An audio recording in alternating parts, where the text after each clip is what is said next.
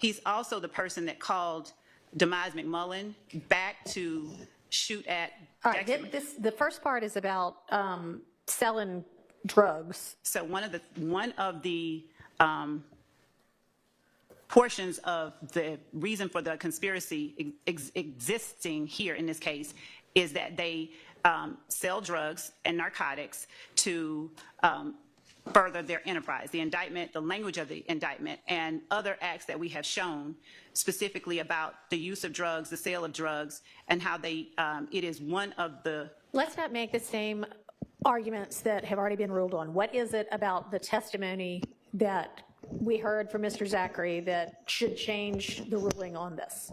Well, Your Honor, I think that the court ruled that it was irrelevant, the discussion of Bentley selling drugs. And I think that the court said that it did not know whether Bentley sold drugs to the benefit or for the benefit of YSL. Yeah. But I believe that the court has also heard evidence, and this was something that was not presented as an argument, that in the Dexter Montgomery shooting, when Walter Murphy went back, or when he was called along with Demise McMullen to come and defend Kelvin Treadwell or O.G. Bentley, that he came from the spot, that it was they kept guns at the spot, at the trap spot, and that this was O.G. Bentley's spot. Mm-hmm. And given that we believe that this is just pertinent information, given everything else that Quindarius Zachary said in his interview to the police about Kelvin Treadwell, about the drugs. I'm not going to change my ruling on that. And with regard to the second part of it is clearly still total speculation. That when we move on to what happened to the car. It's only, and actually, Your Honor, I should have been clearer. It is only the portion about the guns, the drugs that Kelvin Treadwell sells that Mr. Zachary told the police about that we were trying to get in, not the part about whether or not Nard read. Okay, well, I was moving on to that part, so I'm not changing my ruling on the first part, and you didn't even want the second part, so, okay. So, Your Honor, with respect to the court's rulings on all of these matters, mm-hmm. Given the testimony that Quindarius Zachary gave, is it that when he said he doesn't remember, was a hostile witness to the state and gave pertinent, relevant information to help prove the state's case in the interview, is it that because he won't say that on the stand that the court is keeping this information out? No, ma'am. It's for the reasons that the ruling was based on before. Let's move on to number 16. And what is it about this that now you think should come in, and why? It was a public post, and there was a phone number that was, there's a comment section to the right of the photograph, and there was a phone number posted by the account holder that appeared to be their own. And was the account holder Justin Cobb? Yes. What was the significance? I'm going to object to that as hearsay and has to be stricken. Which part? Part about who the number belongs to. Sustained. Okay. What did you do to determine whose account this was? Well, I looked at the photos that were posted in the account, I believe. Traditionally, that's what I would do with an Instagram page. It's just posted in public view.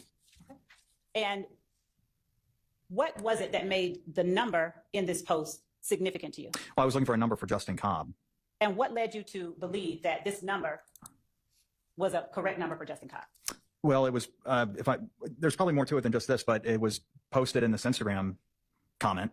And posted by the owner or user of the account? That was false speculation. I'll object. Yeah. If he has a basis to testify. Are you able to see and tell, looking at the posting itself, what name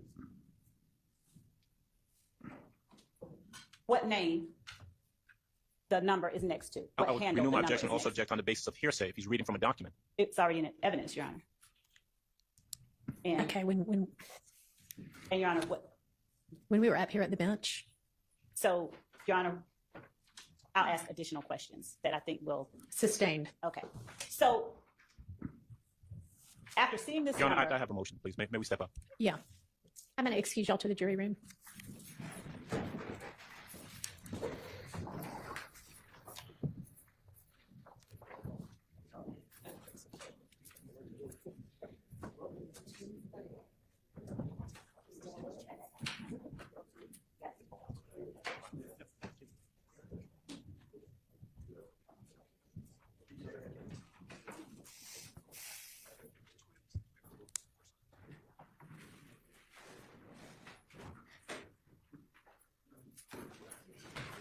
Your Honor, maybe excuse the witness. Mr. Schmecker, you can go ahead and step outside for us. Thank you.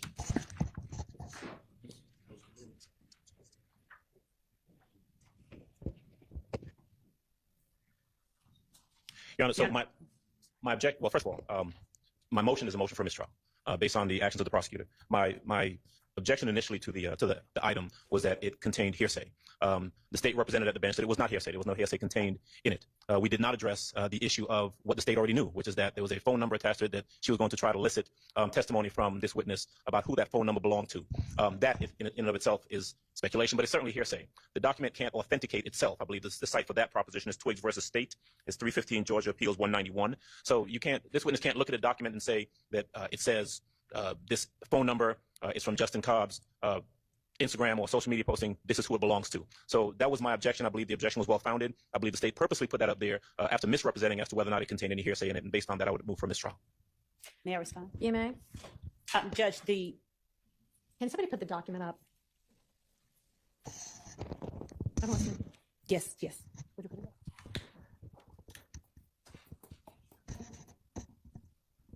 up? First, the state objects to a mistrial. Second, Your Honor, what Mr. Adams indicated that he did not want on here were the comments. Where's the comment? There it is. Yeah, Okay, the comments generally being all of the writing on the right side of the picture. Your Honor, And so I said to you, is any of it hearsay? Is any of it being offered for the truth? And you said no. Your Honor, what I was asking the witness to do is to tell what was of significance to that number and what he did in terms of finding out and corroborating information that he obtained, because he obtained phone records. I don't intend that this evidence or this exhibit will prove or show that this is just after seeing what he saw on this That's social not media what you page. asked, though. You represented at the bench that none of this, that being the writing on the right side of the picture, which we're all squinting at because it's tiny on the piece of paper. And so I am relying upon you to actually be honest with the court and opposing counsel so that we can deal appropriately with the evidentiary issue.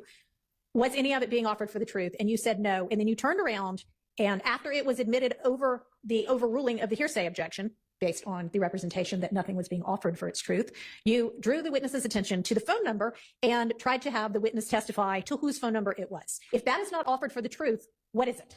Your Honor, it explains what steps he next took. It wasn't that he sat there and took this phone number and said, okay, this is Justin Cobb's phone number. He went and sought records based on what he saw on this social media post. So it's not, this post can't prove anything, but I do expect that the witness will testify based on what he saw, regardless, because it's a legitimate. Why can't you just, at the bench, when you know that the reason you're offering it is for the phone number, and then to ask the witness other questions about what he did based on that phone number and seeing that phone number, say to everybody so that we know what we're dealing with,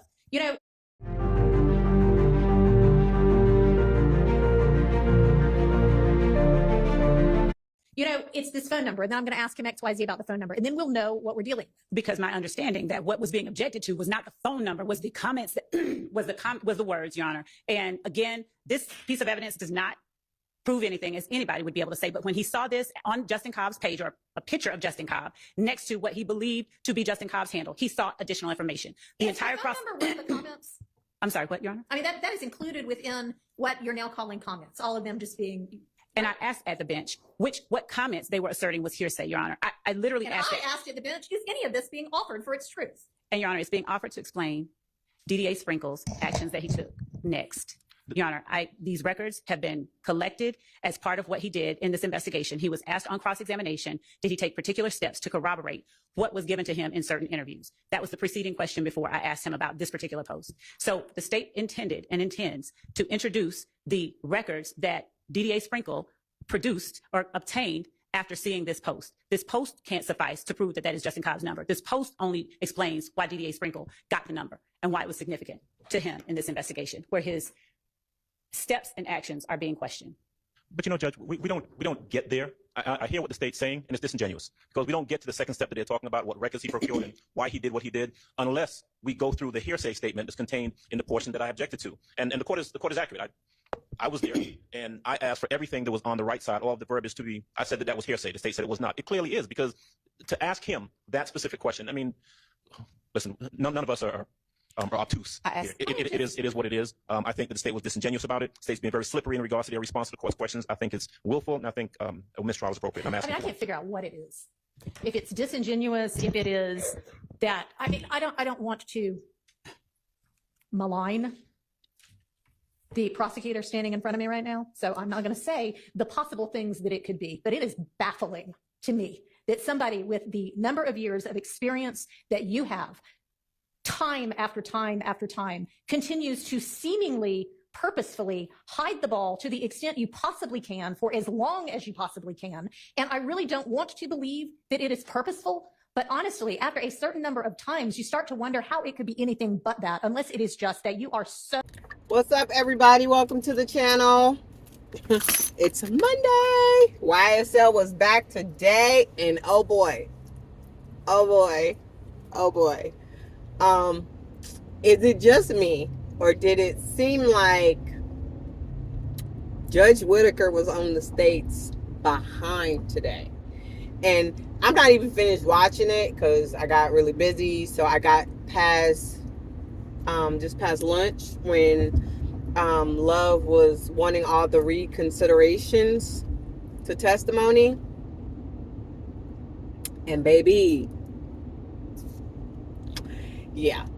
But, you know, just like going on that. So I don't know about you, but I truly felt like Love didn't have her arguments together. She had what she wanted the judge to reconsider, and she had kind of why, like a summation of everything of why she wanted these reconsidered, either, you know, due to what he said in his interviews not aligning with what his testimony or whatever. But yeah, the judge was like, no. She was like, no, so much to everything that Love was like, well, if you're just not going to reconsider what I'm asking because I'm asking, then I'll stop asking. And the judge was like, no, I won't not reconsider it for those reasons. I'll give you the opportunity to argue it as long as you are giving me a good argument, which she wasn't doing. And the judge was like, nope, still out. I mean, she does it to the defense all the time. So, I mean, I don't know why Love would feel like it can't happen to them. But it was interesting that absolutely nothing that she wanted for reconsideration got allowed in. And the reasoning was kind of like stupid. She was like, well, it's just because, you know, he didn't agree. What he said in his interview, he didn't agree to everything when he testified. And I kind of feel like her not confronting him with the interview on the stand and simply wanting to try to get all of the interview in with Gaither backfired on her. The judge literally told her, ask him what you want to ask him, and then if you catch him in the lie, confront him with the lie with his interview. She refused to do that. She did not want to do that at all. And I think she was hoping, this is my own perception, as just a regular person, she was like, nope, I ain't got to do that. And then what's going to happen is, because he testified this way, all of his interviews don't come in. And the judge is like, and it's not. Sorry, it's not. And it's not. And she had Gaither there ready to come today to testify, because they're like, you know what? Yep, we was with Sprinkle. Sprinkle got off the stand so we can do Zachary. And then guess what? Now we're going to put Gaither on the stand to confront everything with Zachary before we circle back to Sprinkle. And the judge was like, nope, you're going to circle back to Sprinkle now. And then Gaither will have to wait and come later. So kudos to the judge for not letting that happen. I appreciate that as a regular person. Before I forget, because it's on my brain right now, the reason why they got that arrest warrant for Quindarius Zachary is because Love presented to Judge Whitaker that the father was not trying to allow Quindarius Zachary to testify. So let's just say Big Zachary didn't want Little Zachary to testify, right? That's what she presented to Judge Whitaker. And so in saying that, Judge Whitaker allowed them, signed off on a warrant to have him arrested so that they could get his testimony in the meantime, in between his hospital visits. The voice recording And thank you for recording it, whomever did, Officer Robertson or Investigator Robertson. Nowhere in that voice recording do they say we're not coming to testify. Matter of fact, Quindarius Zachary's dad says we're coming to court or we're going to the Fulton County Jail. We're not just about to be meeting you to arrest him. What you're doing isn't right. He was in the hospital. He literally says that in the recording that she was so insistent upon playing for the judge. He says, we'll come to court or we'll come to the Fulton County Jail. We're not going to just be meeting you. What you're doing isn't right. What you're doing is illegal. That's what the dad says. There may have been some truth to that because they basically lied to get a warrant. So I'm really happy that, you know, the judge paid attention to what was going on. And I don't know about if you guys realized it, which she didn't allow the voice recording to come in. I personally think she should have, so the jury could have heard it. But let's be for real, they probably heard it anyways. But they needed to hear. I think they should have heard it, personally. But let's just say this morning started off, like you could tell Judge Whitaker just started off upset. Like, for real. She was not happy with the state. They didn't send the witness list until last night, right before midnight, which it should have been sent last Friday for this week.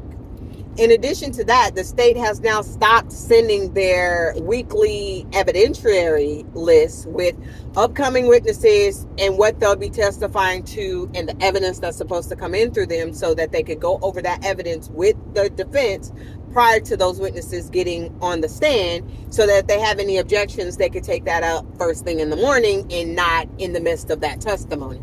The judge is trying to get this thing on the ball and get everything in sync the way that it should have been, instead of trial by, I guess I see possibility and who knows. Because that's how we're trying this case. Which that didn't happen either. And then she sends over, she tries to introduce almost 300-page Twitter back and forth account or whatever.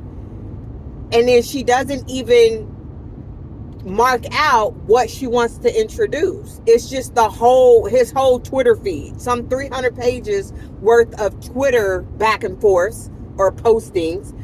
And then this is what they've been doing. We're going to give you the whole shit and shebang because we don't want to point out what it is that we actually want, because then that'll give you too much of an idea of what we're trying to pinpoint. And thank God it's finally starting to backfire on them, because before, not so much. Every now and then Judge Glanville would get pissed off about it, but for the most part the state was just doing whatever the heck they wanted to, however the heck they wanted to. So that kind of started off this day putting like a dark cloud over the state, because they still being shady.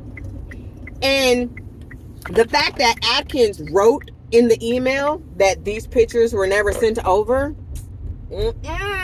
judge said, yeah, that ain't coming in. That ain't coming in unless somebody can show me where this was sent in discovery months and years ago, where the defense got it. Because if this email is correct and it's never been sent over there to them, and we just now trying to introduce, that ain't coming in.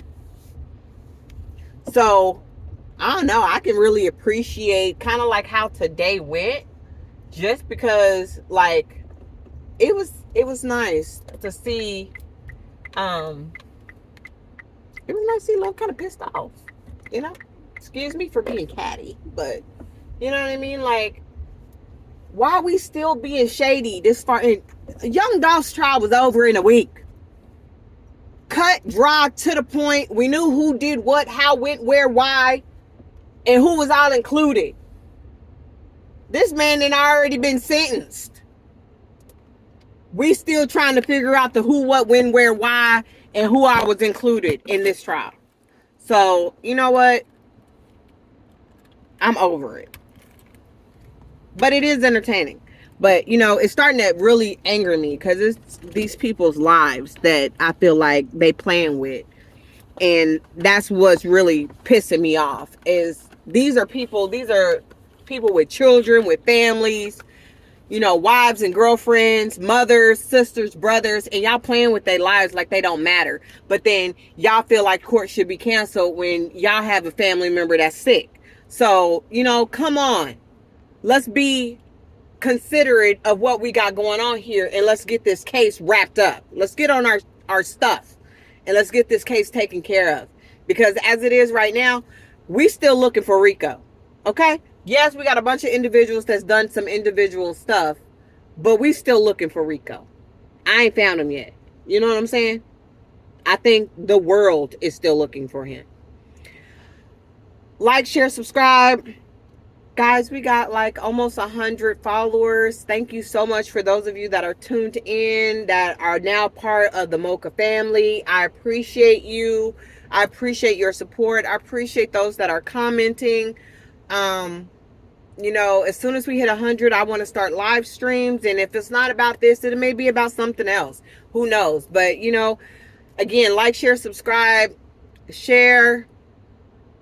Let's keep blowing this thing up. Let's bring the world into this. You know, these people need the support. I wish I didn't live where I lived and I had the ability to go out and protest and, you know, enlighten people on this, but this is my avenue. So this is the way that I'm trying to do it. And I appreciate those of you that are on this journey with me. It's about more than, you know, just having followers and subscribers at this point. For me, this is about protecting these men's rights and protecting these people's rights and just sharing with the world what's happening in Georgia where these people are concerned. Because even after this 6, there's another 6 and another 6 and another 6. And we have to do our part to make sure these people's rights stop being violated. So again, thank you to all of you who watch these videos, who share these videos, who save these videos. I really do appreciate you. And I appreciate what you're standing for and how you're helping to impact these individuals and to stop this insanity that's going on in this trial. So again, I appreciate you guys. Thank you so much for tuning in. Until next time, I'm out.